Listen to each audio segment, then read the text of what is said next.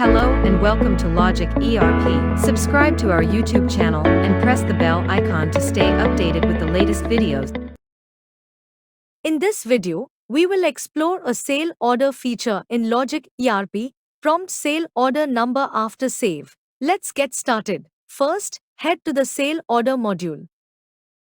Click on Configuration. Select the relevant sales order configuration.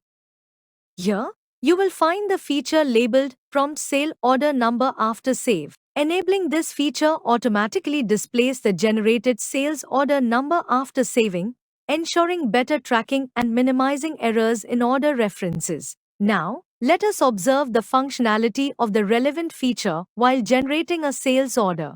Click on New Order to refresh the window, then proceed with creating the sales order.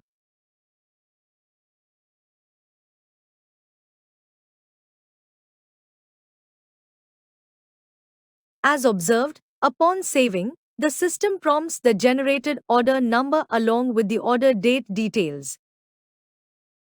I hope this video was helpful. Thanks for watching. Like, share and subscribe.